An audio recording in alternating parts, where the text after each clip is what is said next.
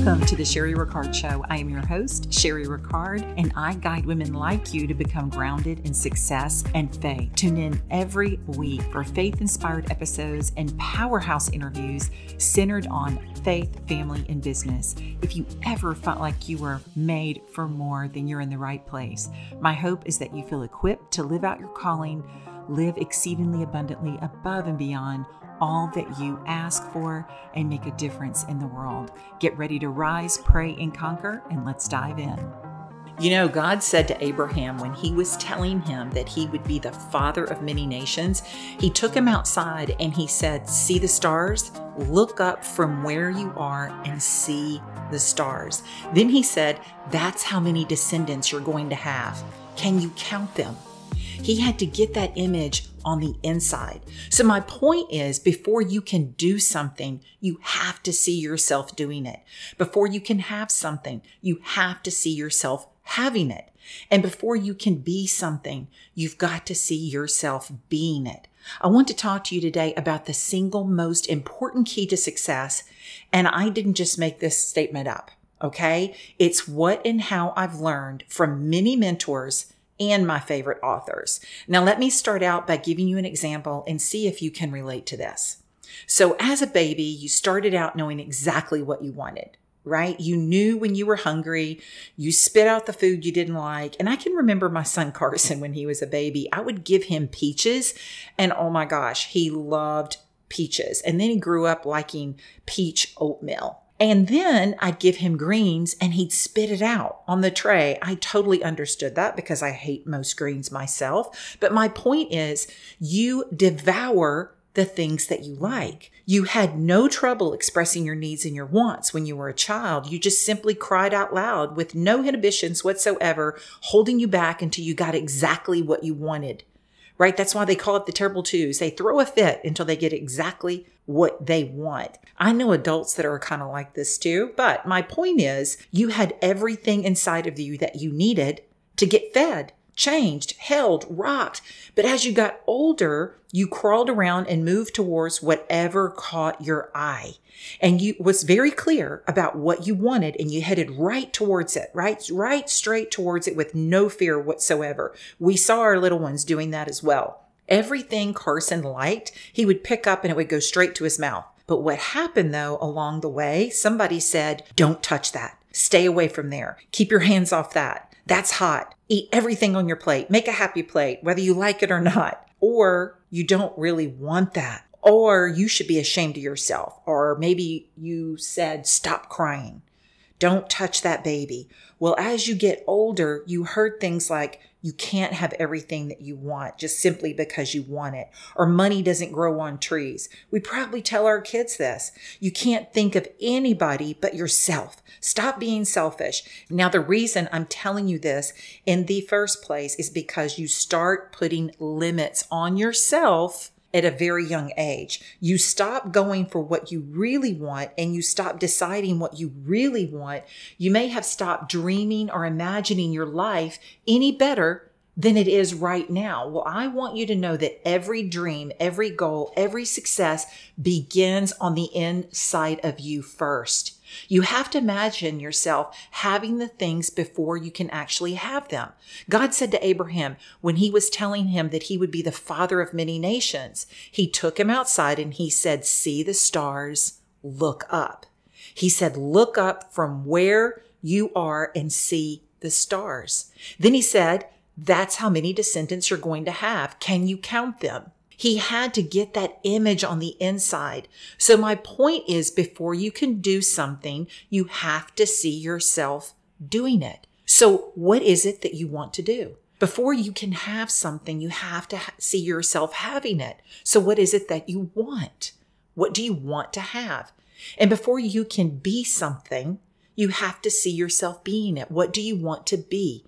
And then what happens is your faith will produce the blueprint of your vision. Did you hear what I just said? Your faith will produce the blueprint of your vision. So your faith is going to produce the vision that you have on the inside, be it good or bad. So what is your vision? So if your response is having a vision is, well, I just haven't really thought much about it, then that means your vision is to remain right where you are, if you can't see anything ahead of that. But I don't believe that's your desire at all, or you wouldn't be listening to some of the podcasts and inspirational and motivational and faith and business podcasts that are out there today.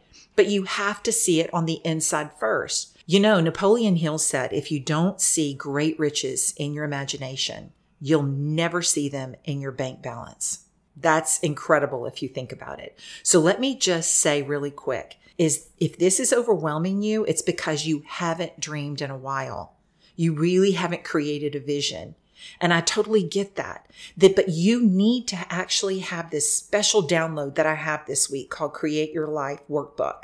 I brought back the Create Your Life Workbook that takes you on a journey of achieving your dreams, and it's only $8 for the download. Why $8? Because 8 is the number symbol for eternity. Check the support links in the show by donating just $8, which goes towards printing devotionals for women in need. And you have the download of Create Your Life Workbook, which is going to help you create a vision. But it will send you, the workbook will come straight to your inbox as a download.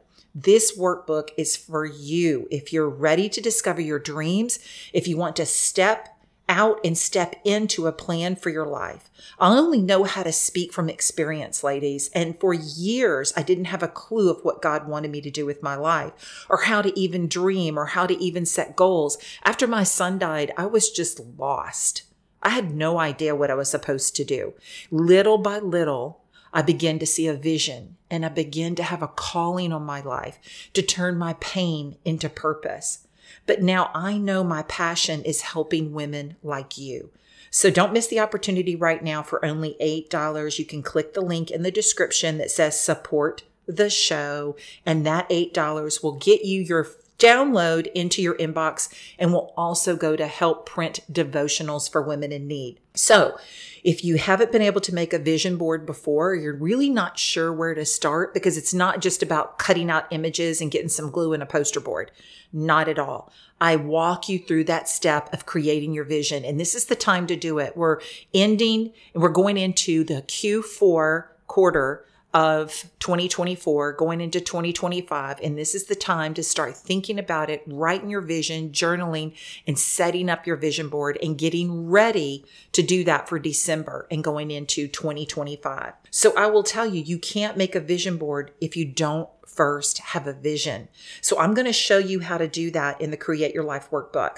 So here is the single most important key to success. Just like when you were a baby, be extra clear on what you really want. Careful what you put in your mouth. And I'm not talking about food. I'm talking about what you gravitate to and what you put on the inside. Right? Careful what's around you, your circumstances, and the people that you surround yourself with that may not be divine connections.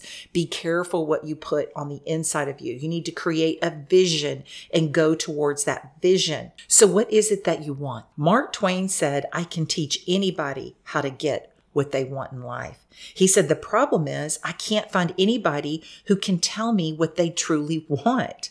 So what is it that you want? You know, Philippians 3:14 says, I press towards the mark. You have to define the mark. You know, you've heard me talk many times about setting goals and how to imagine. Well, just imagine it's the end of the year. Maybe it's next year, December 31st, and you declare that this has been the best year. I mean, record-breaking year of your life. Things that you have prayed for come to pass, your desires you dreamed of. What needs to happen for you to be able to say that 2025 is going to end that way? Well, Habakkuk 2:2 says, write the vision, make it plain on paper. See, something happens when you put your dreams on paper. In fact, legendary football coach Lou Holtz of Notre Dame, who is also a legendary goal setter. In fact, in 1966, when he was out of a job, his wife was 8 months pregnant. She gave him a book all about thinking big. And the book said you should write down every dream and all your goals that are in your heart. Everything you want to achieve in life, you should put down on paper. So he sat down on the dining room table and he just let his imagination run wild. He listed 107 goals and dreams that he wanted to achieve before he died.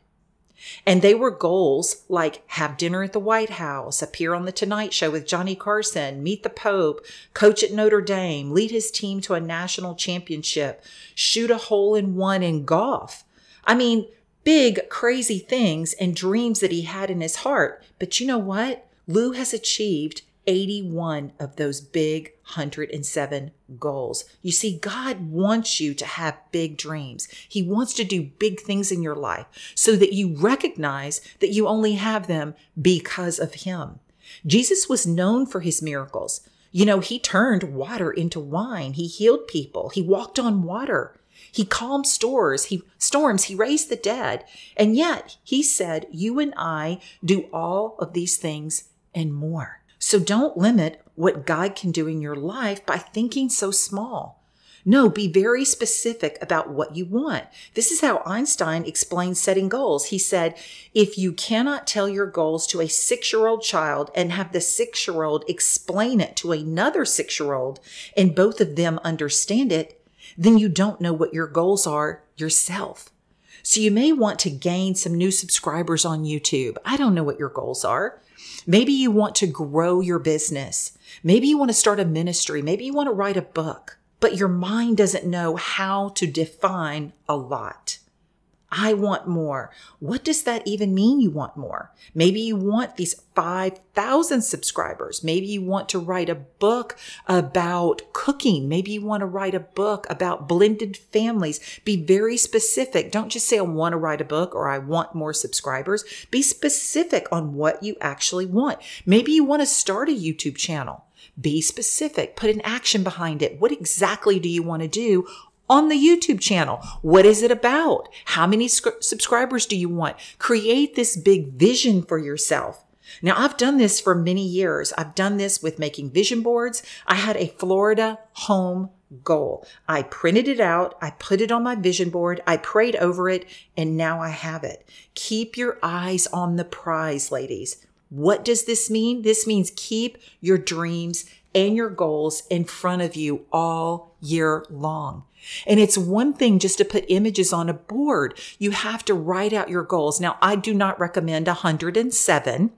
I recommend 7 to 10 goals only, because you're going to have to list action plans behind each one of those goals, which means if one of your goals is, I want to lose weight by December 31st, then be specific. You have to say, how much weight do you want to lose? You have to set a deadline. Then you have to put action steps behind that. What are you going to do to achieve that goal? Are you going to cut out carbs?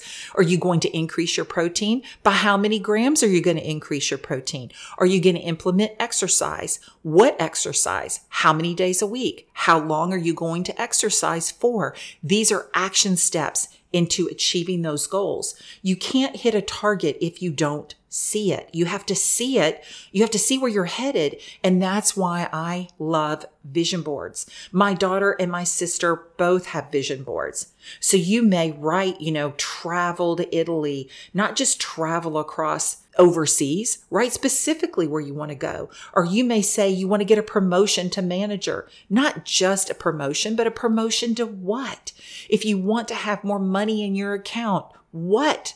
What is it that you want in your account? And what are the action steps that you're going to take to achieve that amount of money in your account? Maybe you just want to be fit and healthy, weighing your ideal weight of blank pounds. Maybe you want to weigh 140 pounds or whatever the number is, not just, I want to get in shape.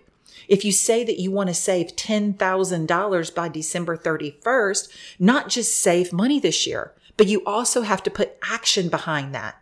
Right? So the most important key to success is being crystal clear on your focus and what you really want. So I would be honored to help you master this by getting you the Create Your Life workbook. Like I said, it's only $8. I will send it straight to your inbox. You can download it, start working on your vision board now. I take you step by step on how to do it correctly, to create the vision that you want in life. Don't miss this opportunity. There's no catch here, okay? It's just something that I want to do to impact more people than ever before. I want you to discover God's dreams and goals for your life. These goals are the ones that you already have a desire for. So just click the link in the description and you can get started. And remember, I am praying for you. I pray for my listeners every single week. You can send me an email at info@sherryricard.com. If you need me to pray for you over something specific, please let me know. I love to pray for you ladies. Thank you so much for spending time with me today on the Sherry Ricard Show. Hey, listen, if you enjoyed this episode or any of my episodes, I would be forever grateful if you would just take 30 quick seconds and leave a 5-star review. Also, be sure to subscribe so you never miss a new episode when it drops. Share the podcast with someone else that you may think needs encouragement today. Tag me on there on Instagram at The Sherry Ricard Show, just so I know that you're listening. Check out all the helpful links that I have in the podcast notes. And don't forget to join me on Thursdays live on my Instagram and Facebook. My Facebook is called Empowerment is Beauty because I'm having weekly live devotionals at 8:30 Eastern Standard Time on Thursday mornings called Rise, Pray, and Conquer. And I look forward to meeting you there. And until next week, God bless.